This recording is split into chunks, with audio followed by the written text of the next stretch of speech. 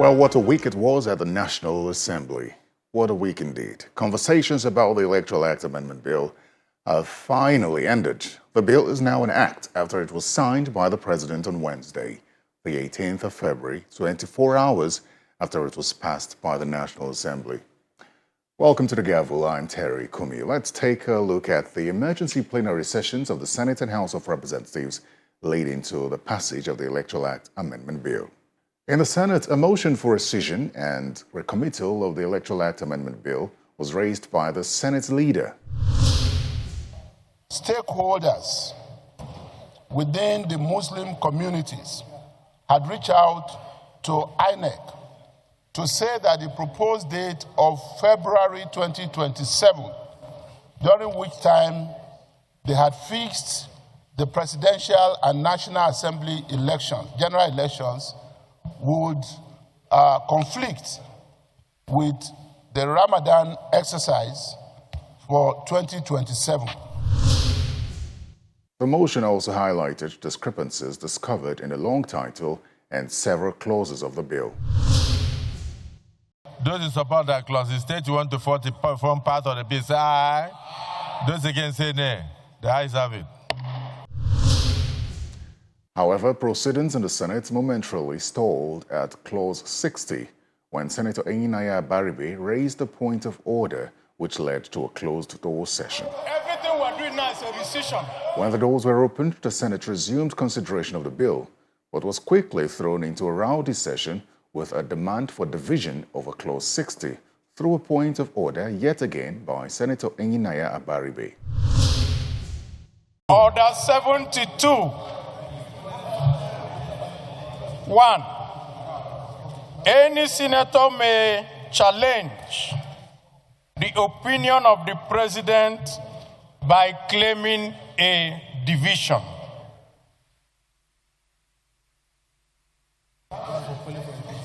So I'm calling for a division. Thank you. Senator Baribe is then urged to formally move his motion. What Senator Baribe is saying is that in the event that the electronic transmission fails, we should leave it at that. We should not put a proviso that the primary source of collation, which is the EC8A, should be taken to the next center for collation. So in view of that, he does not want to hear the word. He doesn't want to hear the word proviso. I don't see the big deal in what we're talking about. What Abadebe is saying is that there should be electronic transmission of results, which is also contained in this subsection. But the primary thing to do is to fill the form EC8A. Thereafter, you transmit. If you don't fill the form EC8A, you cannot transmit the result. His order is consistent with the motion for rescission. It's about everything. On the other hand, sir, I also want to say, if the essence of his call for division is for him or any other person, with due respect, who wants Nigerians to see where he stands, or who especially wants his political party to see where he stands, let it be so. Now, we are not doing anything here based on emotions or sentiment. Yes. We are not doing anything here because we want people to clap for us. We are here doing things in overriding public interest. That the proviso, which enables the presiding officer to proceed to the next center for collation with the hard copy of the signed form EC8A, so that collation can continue. If you are in support, that the word proviso remains to enable the presiding officer to do so after imputing all the items. Can you rise and raise your hand? We want to see those who are saying if the transmission or communication fails, that the election stops there.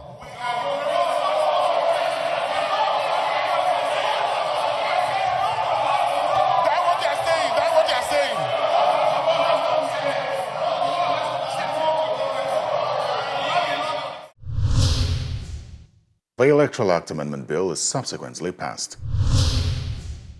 The motion has been moved and seconded that this bill be now read a third time. Those in support say aye. Aye. Those against say nay. The ayes have it.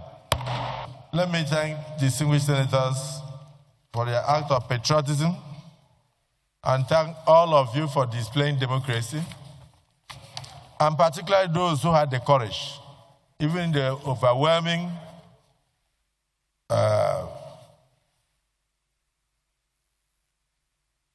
eyes, to stand up and to answer their father's names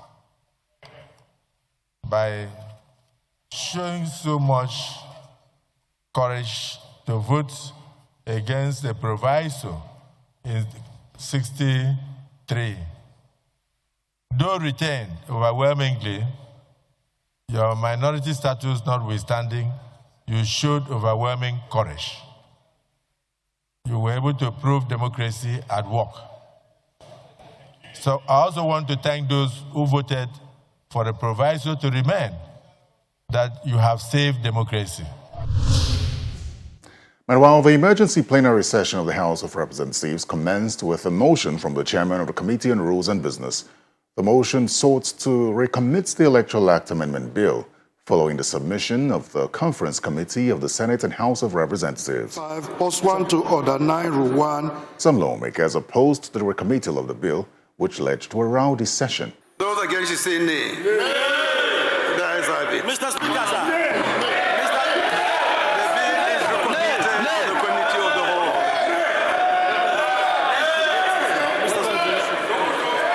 Mr. Speaker. The rowdy session continued, prompting a closed-door session. It's an executive session. And almost 2 hours later, plenary resumed and the House moved into the Committee of the Whole, chaired by the Deputy Speaker, to consider the report on the Electoral Act Amendment Bill. The synopsis was provided by the chairman of the Electoral Committee. The consideration commenced but was immediately disrupted as lawmakers said they were not in possession of copies of the amendments and wanted the Deputy Speaker to read every clause. Having gone through it with you time and again, I put the question, clause 1 to 10.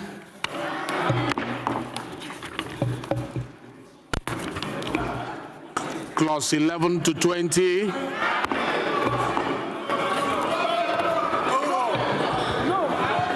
Clause 21 to 30. Point of order. Point of order. Point of order. Point of order. Point of order.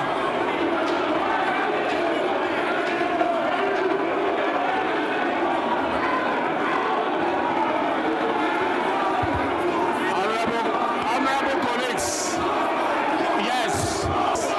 So sit down, let's start from one.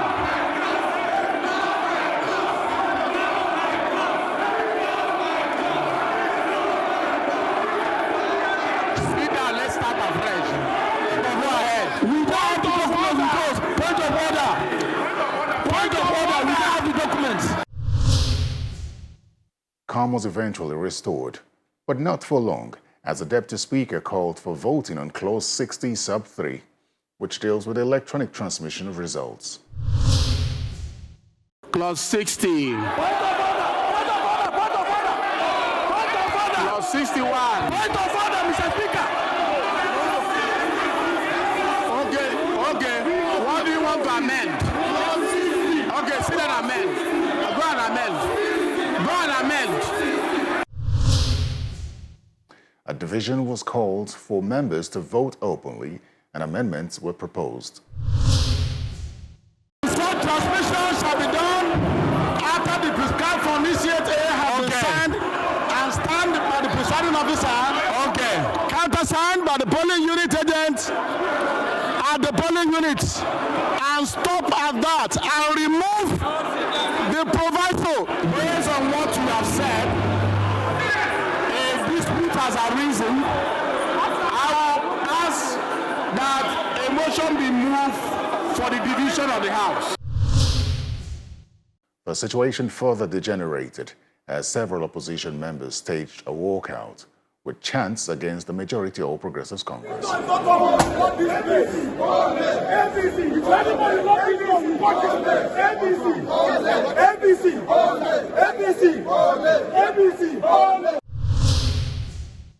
They headed straight to brief the press on their decision to walk out. We want to clearly register our position and the test, with particularly Section 60, which has to do with electronic transmission.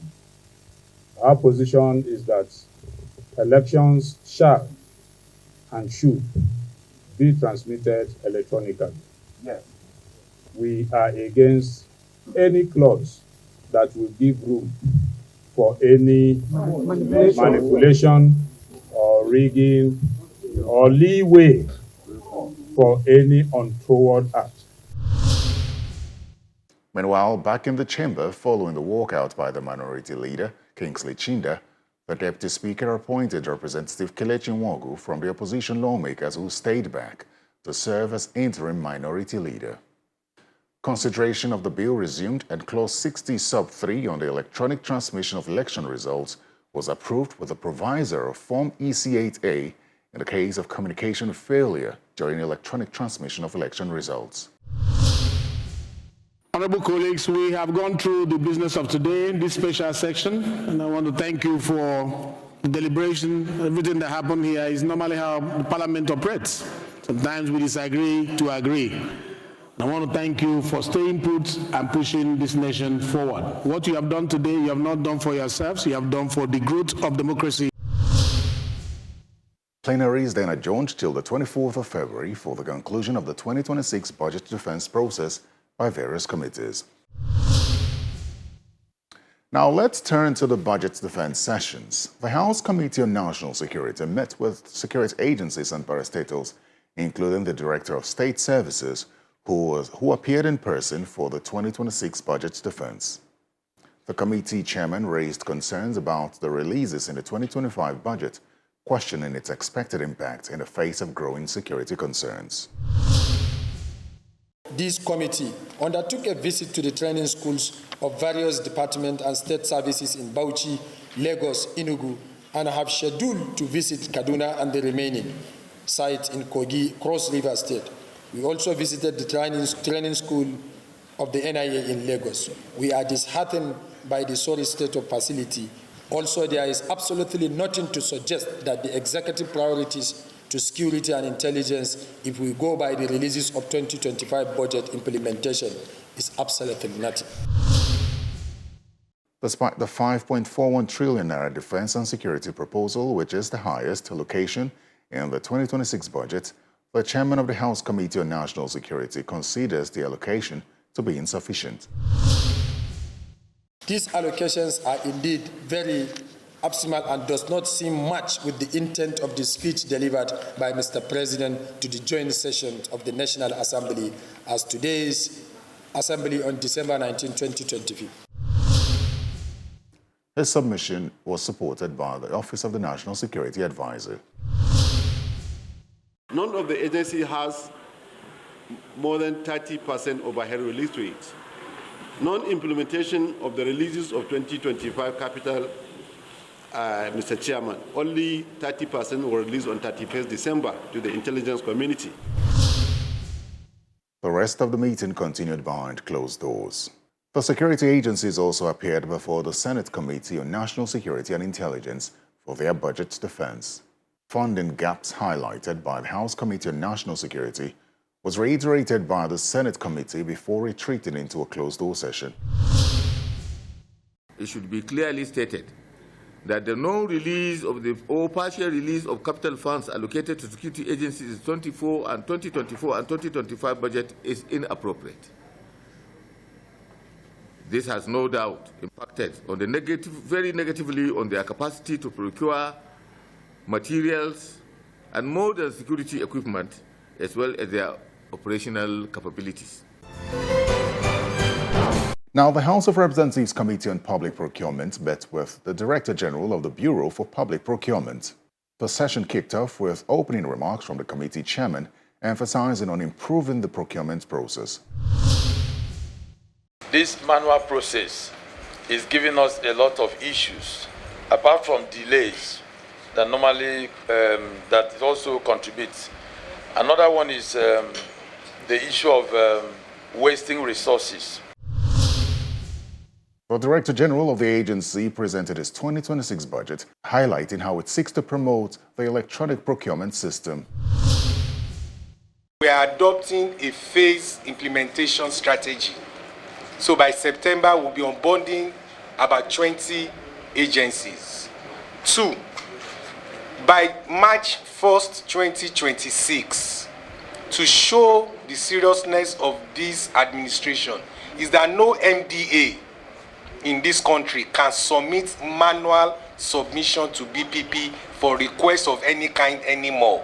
Questions were raised by members. There's been speculation in the procurement sector that the civil servants, the procurement civil servants in the different agencies are not too or are averse to this kind of change. There's no procurement officer in Nigeria today that does not like us, that will not want to go in, because it saves them from going to jail. Just around the salaries. I see in 2025, I see the number, and I see the number projected for 2026. And so my question is, are you going to be doing a massive recruitment? The last time BPP had salary review was in 2011. Yes. 2011. They stay in the office for 50 hours in a week to be able to meet up with some expected demand. That cannot continue. So we are asking for approval of government to recruit. Since we are going to have another session, we'll look at the performance, holistically. But for now, let's just look at the budget if we can pass it at this level. The rest of the meeting continued behind closed doors as the committee promised to pass the budget while ensuring that it takes the country's procurement process from manual to electronic. Well, this week on Constituency Focus, Representative Jafaru Leko takes the hot seat. He represents Bogoruda Tafawa Balewa constituency of Bauchi State.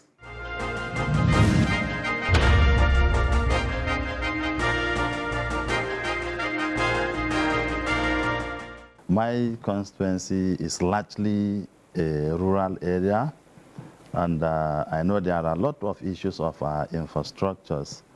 Though my predecessor, Right Honorable Yakubu Dogara, did excellently well, I could say now I'm entering a very big shoe, but by the grace of God, we are going to do well, because when we are seeking for support of the people, we went around the constituency. There are actually issues that has to do with infrastructure. There are a lot of farmers, and we also have issues of shortage of water. So by the grace of God, this December is going to be the first time I'm going to input my budget in the national budget. We see and try everything possible to ensure that we touch all these areas of infrastructure, especially the issues of water, the issues of even if not the full tight road, a feeder road, because a lot of our people are farmers, so that they can easily move out their, farm produce to where they can sell and make something for a living. So by the grace of God, issues of area of water, healthcare and agriculture, I will do everything possible, even though I know what I have in the budget is very meager compared to my predecessor, who was the Speaker of this House. So, but even at that, I'm not leaving anything, I'm doing everything possible to ensure that I have done something reasonable that my people will appreciate, because that is what we promise our people. And even before coming in, while I was in service, I'm doing a lot. So I know most of their problem, but what is there is that I cannot do what is not in the budget. But I'll do everything possible to ensure that something good goes down to my people. There is a tradition or a law that each state has a particular budgetary allocation, and which is shared among the numbers of House of Representatives. In my own situation, unfortunately, in Bauchi State, we are 12. And what was given, when you divide it into 12, it will not go anywhere compared to when we have somebody who is a speaker representing that place. So that is why I'm looking at it as meager compared to what he, has. But, certainly we have to go out of our way to see how we can bring in something. Politics is all about lobby, all about relationship, and there are other, foreign aid that we could also use to see how they could assist us. Because in Bauchi State, I have the biggest federal constituency. It's only my constituency that has 3 local governments, and all the 3 local governments are very huge. So, but by the grace of God, we will see what we can do. We are lobbying. We are also using our friends. To me, what my people need most is water. Because I know there are a lot of issues of water, and in almost all the places we went, people, brought up the issue of water. So I want to work seriously on water, on healthcare, and on agriculture. Because most of my people are farmers. My constituency is an agrarian area. So I want to work hard. I want to put concentration of this water, healthcare, and agriculture. I think doing that will now reduce the pressure on them.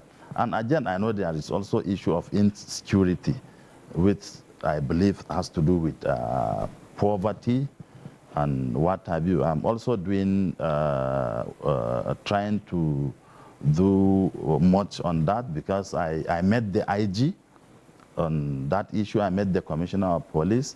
I even was with the Director SSS. So, and I written to all of them, because there is unfolding issues of insecurity, especially in Das and Lere axis of Tafa Balewa, which is really, really disturbing me. I'm doing serious effort. I even met with the senator.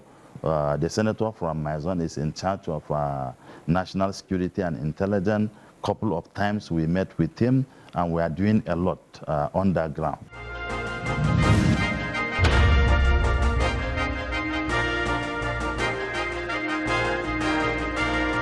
Well, that's all on the Gavel this week. Remember to send feedback to the Gavel at channelstv.com. I'm Terry Kumi. Goodbye.